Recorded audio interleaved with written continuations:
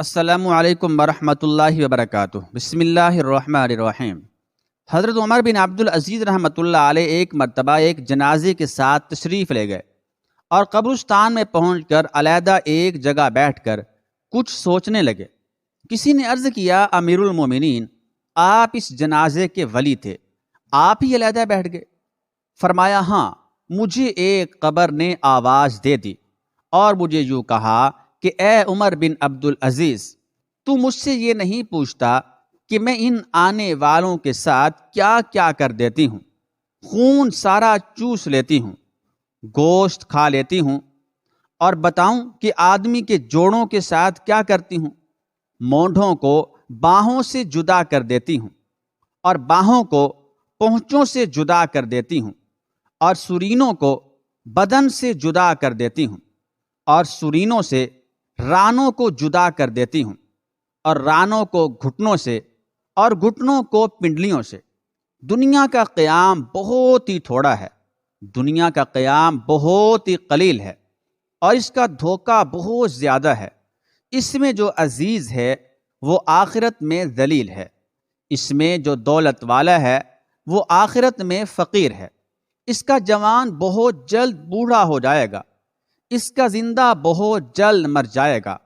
اس کا تمہاری طرف متوجہ ہونا تمہیں دھوکے میں نہ ڈال دے، حالانکہ تم دیکھ رہے ہو کہ یہ کتنی جلدی منہ پھیر لیتی ہے، اور بے وقوف ہے جو اس کے دھوکے میں پھنس جائے۔ باغ لگائے اور بہت تھوڑے دن رہ کر سب کو چھوڑ کر چل دے، وہ اپنی صحت اور تندرستی سے دھوکے میں پڑے کہ صحت کے بہتر ہونے سے ان میں نشاط پیدا ہوا اور اس سے گناہوں میں مبتلا ہوئے۔ وہ لوگ خدا کی قسم دنیا میں مال کی کثرت کی وجہ سے قابل رشک تھے، باوجود کہ مال کے کمانے میں ان کو رکاوٹیں پیش آتی تھیں، مگر پھر بھی خوب کماتے تھے۔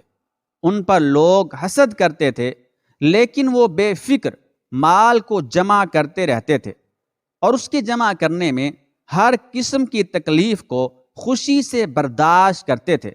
لیکن اب دیکھ لو کہ مٹی نے ان کے بدنوں کا، ان کے جسموں کا کیا حال کر دیا، اور خاک نے ان کے بدنوں کو کیا بنا دیا۔ کیڑوں نے ان کے جوڑوں اور ان کی ہڈیوں کا کیا حال کر دیا۔ وہ لوگ دنیا میں اونچی اونچی مشہریوں پر، اونچے اونچے فرش اور نرم نرم گدوں پر، نوکروں اور خادموں کے درمیان آرام کرتے تھے۔ عزیز و اقارب، رشتہ دار اور پڑوسی ہر وقت دلداری کو تیار رہتے تھے۔ لیکن اب کیا ہو رہا ہے؟ آواز دے کر ان سے پوچھو کہ کیا گزر رہی ہے۔ غریب امیر سب ایک میدان میں پڑے ہوئے ہیں۔ ان کے مالدار سے پوچھ کہ اس کے مال نے کیا کام دیا، ان کے فقیر سے پوچھ کہ اس کے فقر نے کیا نقصان دیا۔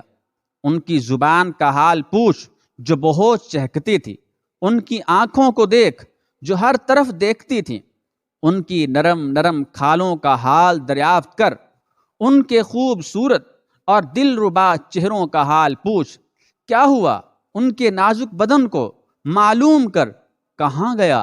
کیڑوں نے ان سب کا کیا حشر بنایا، ان کے رنگ کالے کر دیے، سیاہ کر دیے، ان کا گوشت کھا لیا، ان کے منہ پر مٹی ڈال دی، اعضاء کو الگ الگ کر دیا، جوڑوں کو توڑ دیا۔ آہ، کہاں ہیں ان کے وہ خدام جو ہر وقت حاضر ہوں جی کہتے تھے؟ کہاں ہیں ان کے وہ خیمے اور کمرے جن میں آرام کرتے تھے؟ کہاں ہیں ان کے وہ مال اور خزانے جن کو جوڑ جوڑ کر رکھتے تھے؟ ان حشم و خدم نے اس کو قبر میں کھانے کے لیے کوئی توشہ بھی نہ دیا، اور اس کی قبر میں کوئی بسترا بھی نہ بچھا دیا، کوئی تکیہ بھی نہ رکھ دیا، زمین ہی پر ڈال دیا، کوئی درخت پھول پھلواری بھی نہ لگا دی۔ آہ، اب وہ اکیلے پڑے ہیں، اندھیرے میں پڑے ہیں، ان کے لیے اب رات اور دن برابر ہے، دوستوں سے نہیں مل سکتے، کسی کو اپنے پاس نہیں بلا سکتے۔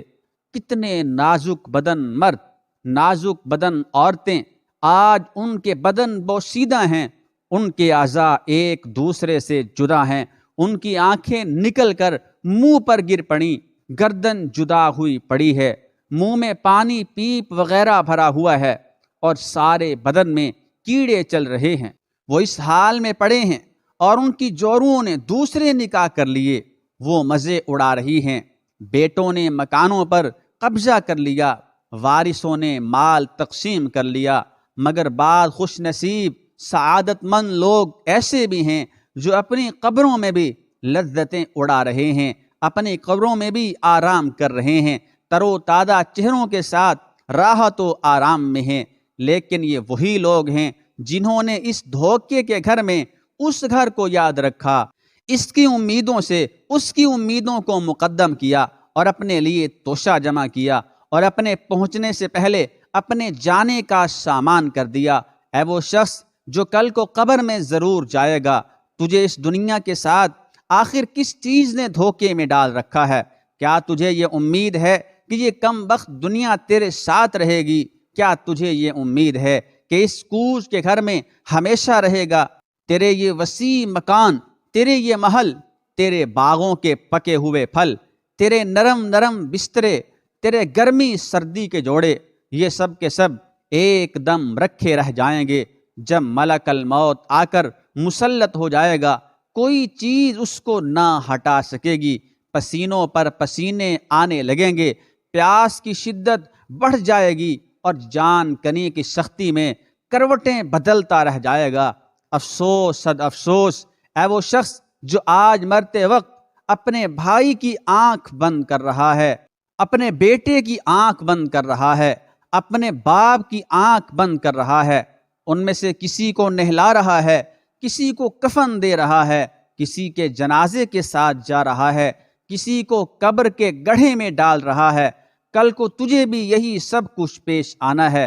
اور بھی اس قسم کی باتیں فرمائیں، اور پھر 2 شعر پڑھے جن کا ترجمہ یہ ہے کہ آدمی ایسی چیزوں کے ساتھ خوش ہوتا ہے جو عن قریب فنا ہونے والی ہیں، اور لمبی لمبی آرزوؤں اور دنیا کی امیدوں میں مشغول رہتا ہے۔ ارے بے وقوف، خواب کی لذتوں سے دھوکے میں نہیں پڑا کرتے۔ تیرا دن سارا غفلت میں گزرتا ہے اور تیری رات ساری سونے میں گزرتی ہے، اور موت تیرے اوپر سوار ہے۔ آج تو وہ کام کر رہا ہے کہ کل کو ان پر رنج کرے گا۔ دنیا میں چوپائے اسی طرح زندگی گزارتے ہیں جس طرح تو زندگی گزار رہا ہے۔ کہتے ہیں کہ اس واقعہ کے بعد 1 ہفتہ بھی نہ گزرا تھا کہ حضرت عمر بن عبد العزیز رحمۃ اللہ تعالی علیہ کا وصال ہو گیا۔